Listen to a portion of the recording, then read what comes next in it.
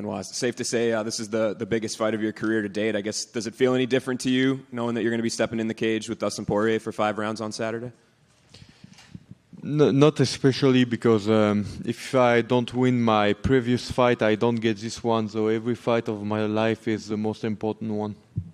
I guess the last year or so, you've really built in popularity.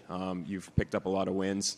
Do you feel like this is going to be really your breakthrough moment to really become a star and a household name? It's one more step, a very tough one, and I'm happy I'm getting this one. And I'm expecting a tough fight. I've been well prepared. I'm expecting to have a tough and enjoyable moments in the octagon.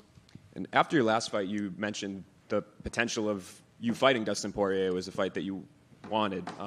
Were you surprised when it came around to you that the UFC was on board, he was on board, that it all came together? Yeah, negotiation in the top 15 is always difficult. It goes through a lot of process. I have a very good manager in the person of Guillaume Pelletier, who is doing a great job. He worked hard with the UFC. I got this fight. Now I can do my job. It's fighting. There was that day that Dustin tweeted kind of indicating that he wasn't going to fight. From your perspective, can you kind of take me through what was going on in your mind? Were you afraid that it was going to fall through? What was your day like that day? No, I just had at the beginning suspicions that he was injured, but it was not the case. So there were no doubt in my mind that except negotiation from his part with the UFC, there was nothing there to be afraid of. So I was an happy man that it solved itself very fast. And I guess, can you kind of just break down the matchup a little bit for me? I mean, we've seen Dustin fight so many times. It seems like every time somebody steps in there with him, it's a bit of a dogfight, and that's what you're known for as well. So do you see any possibility that this isn't going to be kind of an all-out war until somebody drops? No, I think if everybody here liked the Chandler-Poirier fight, I think you will like the Saint-Denis-Poirier fight. Thanks. Over here. Given that Dustin has fought pretty much the best of the best at lightweight, I think it caught a lot of people off guard that you were the betting favorite in this fight. Why do you think the odds makers like your chances against Dustin? I don't care about odds too much. 8 months ago, I was a very underdog against Mofim, like 1 against 3 or something like that. So odds, it doesn't mean anything. To me, it's just gonna be a good fight, and he's ready. He's tough. I did my job as well, so I'm just expecting a tough fight. Then obviously your last fight, you fought a guy from New York, in New York, and now you're fighting Dustin, who trains here in Florida. Are you expecting another hostile crowd when you make the walk on Saturday? Yeah, of course. And then obviously your countryman Cedric Doumbé fights tomorrow in France, and then you fight Saturday in your biggest fight. So I guess, do you kind of view this as a big moment in French MMA, considering you two seem to be 2 of the biggest stars from your country competing in MMA? Who are you talking about? Doumbé fights tomorrow, and then you fight Saturday in the same week, and you were both in these big events. Yeah, it's good. French MMA is getting huge. Lot of excitement around MMA in France globally. So very happy to be here at this period of time and to showcase my skills. Over here. Kind of going along with that question, I know you were asked about who can potentially be the face of French MMA. So do you think how your fight and Doumbé's fights go respectively, the face of French MMA can be decided this week? There is not one face. There is a couple of faces. It will be very poor in terms of skills and density if there was only one face. I think if you ask this question to the US guys, they will have a couple of faces. So being part of French history, French MMA is of course something I'm enjoying, and those 2 fights are important for the storytelling of our country history with MMA. And I know Oliveira versus Saryukin is booked as like the number 1 contender fight at UFC 300. But Islam has been looking for a new challenger. So if everything goes your way, how do you match yourself up against Islam Makhachev? I never go through a fight when I haven't done my mission. But yeah, of course, it's all excitement. It's all excitement, and if I'm victorious, there will be things that are going to be done. Benoit right here. People are now talking about you in the same breath as Justin Gaethje and Dustin Poirier as this all-action kind of ultra-violent fighter. What does that kind of accolade mean to you? I mean, you are all here for that. So yeah, I'm enjoying it. It's mean efficiency inside the octagon. It means spectacles. It means a lot. So I'm happy about it.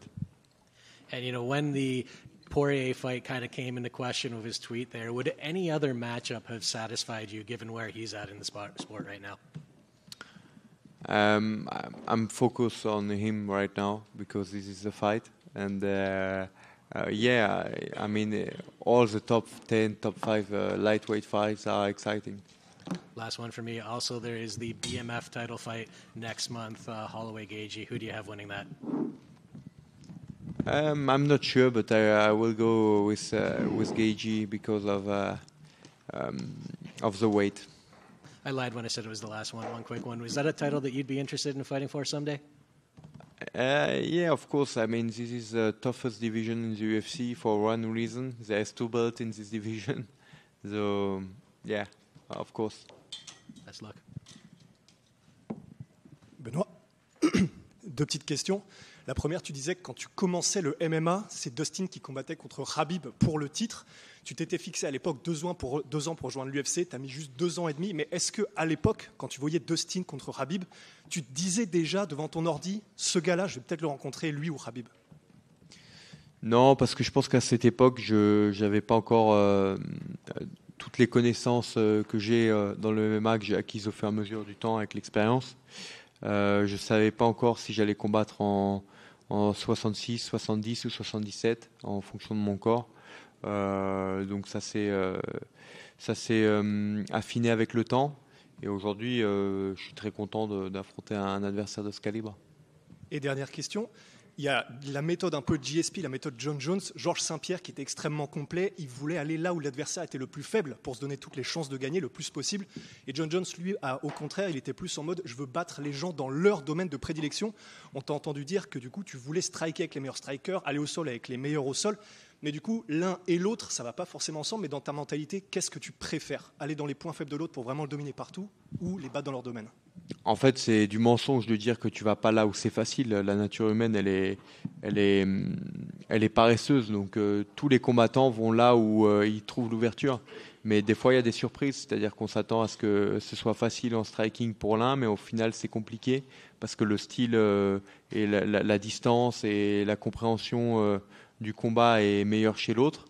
Mais moi, ce que je veux dire par là, c'est qu'il faut être capable d'être compétitif dans tous les domaines avec les meilleurs combattants de ta catégorie dans chaque domaine. C'est-à-dire qu'il faut être capable de faire 1 ou 2 rounds de striking full avec les meilleurs strikers de la division parce que tu n'es pas à l'abri de ne pas pouvoir les amener au sol, ou inversement, il faut être capable de lutter avec les meilleurs lutteurs. Peut-être pas les battre sur 5 rounds dans leur domaine de prédilection, même si c'est l'objectif ultime. On veut l'excellence, on veut aller chercher le meilleur du meilleur, être la meilleure version de soi-même et être le meilleur partout. Mais c'est rarement le cas, voire c'est jamais le cas. Donc on va toujours dans le domaine où l'autre est le plus faible, mais il faut être capable de rivaliser avec n'importe qui dans chaque domaine. Et pardon, toute dernière question. On a entendu des combattants qui ont travaillé avec Daniel Voirin dire que tu es obligé d'être un guerrier si tu veux travailler avec Daniel Voirin. Comment est-ce que ça se passe du coup pendant la semaine du combat? C'est quoi? C'est une mentalité? C'est quelque chose que vous partagez et qui fait que du coup vous allez à la guerre ensemble? Est-ce que tu peux parler un peu de ce lien? C'est surtout la méthode d'entraînement et sa vision du combat dans l'octogone qui est vachement orientée vers les dégâts et le finish. mais les dégâts et la domination en général. Donc Daniel, c'est un style de coach qui va rechercher ça plus qu'autre chose. Donc forcément, ça donne du spectacle. Hello, Benoit, over here. Hi. Dustin been talking about retirement. So, do you think you're gonna kind of finish his career in UFC this Saturday?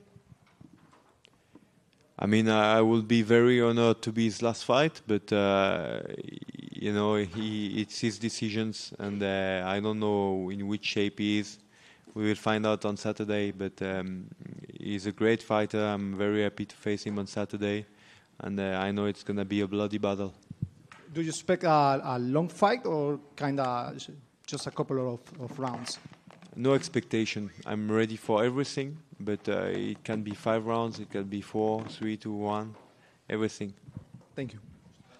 Just one quick one. Can I get your thoughts on the main event between Sean O'Malley and Cheeto? Yeah, I'm surprised it went this fast for having this opposition, because we will learn if Cheeto is a dark horse of Sean O'Malley or not. So it's a tough fight for both guys. So I'm expecting a tough fight. Bonjour Benoît, j'ai une petite question. On sait, comme tu l'as dit il n'y a pas longtemps, il y a 8 mois, tu étais encore underdog comme bon film. Là, aujourd'hui, tu as affronté le numéro 3 de la catégorie de Dustin Poirier. Moi, ce que je voulais savoir, c'est vraiment quels sont les secrets de ta progression qui est fulgurante. Bah, en fait, j'ai progressé beaucoup au fur et à mesure du temps et des années, parce que je suis très, très jeune dans le MMA. J'ai commencé le MMA en 2018. 2019, j'ai fait mes débuts pro. Donc, quand je suis rentré à l'UFC, j'avais 2 ans et demi de pratique. Donc, forcément, on en apprend tous les jours. J'ai un emploi du temps qui est discipliné, en essayant de m'améliorer dans toutes les composantes que font les arts martiaux mixtes. Donc voilà, c'est ça qui fait que je pense qu'un emploi du temps intelligent, un staff très compétent, une famille aussi qui m'apporte beaucoup de soutien, tout ça combiné, ça donne un combattant de qualité. Et avec tout ça, tu sens que tu peux progresser encore jusqu'à quel point? Je peux pas dire, mais je sais que j'ai encore des lacunes et des domaines de travail. Merci beaucoup.